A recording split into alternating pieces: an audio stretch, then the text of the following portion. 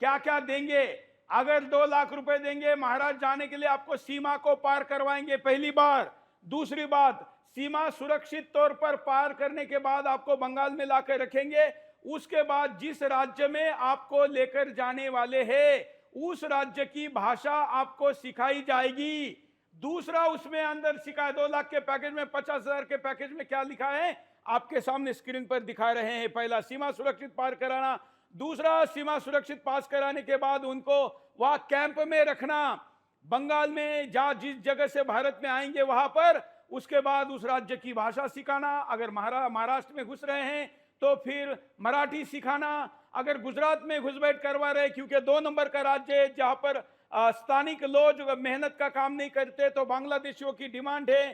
पैसे बचाने के लिए भी व्यापारी बिल्डर लोग इनको अपने राज्य में लाते हैं, और इसलिए वहां है दिल्ली 50,000 रुपए, क्योंकि ओवर क्राउडेड हो गई है दिल्ली। और दिल्ली दे 1 लाख रुपए और अन्य राज्य 50,000 रुपए है। इनमें क्या क्या देंगे?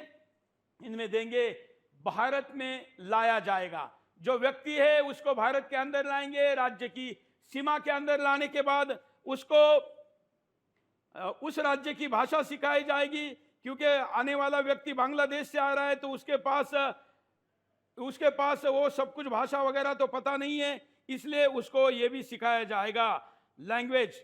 उसके बाद उसको उस राज्य के नगर में योजनाएं पूरी, कहां पर अगर सब्जी का व्यवसाय करना है बांग्लादेशी घुसपैठियों ने, तो महाराष्ट्र के कौन से शहर में कहां पर जगह है, कौन से चौक में कौन से रास्ते पर जगह है, एजेंट के पास आंकड़ा है। उसने यहां लिखा है कि वहां के मौलाना के साथ मीटिंग करवाई जाएगी।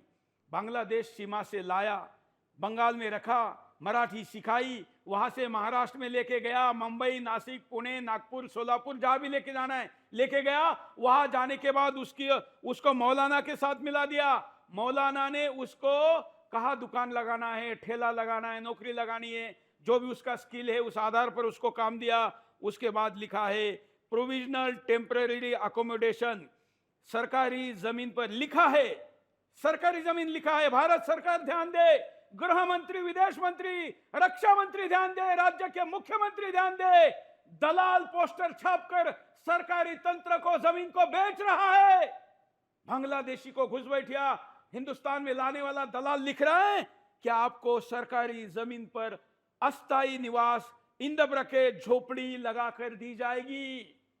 एजेंट जमीन को बेच रहा है और सरकारी तंत्र मुखदर्शक बनकर देख रहा है। इससे बड़ा दुर्भाग्य किसी देश का क्या हो सकता है? उसके बाद उसमें कहा गया है कि आधार कार्ड बनाकर दिया जाएगा।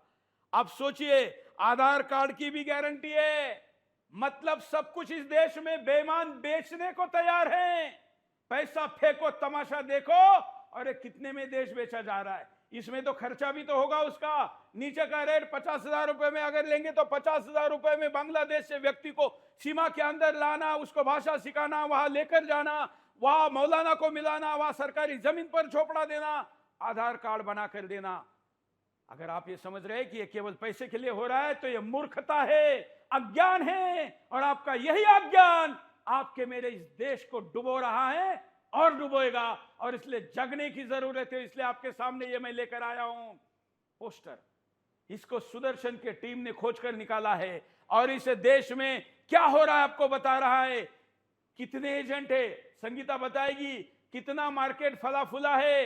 एजेंट खुलेआम वीडियो बनाकर सोशल मीडिया पर डालते हैं कि भारत में अगर जाना है तो इस नंबर पर संपर्क करो, ये सुविधा है, और वो लेकर आते हैं, ला रहे, कर रहे हैं।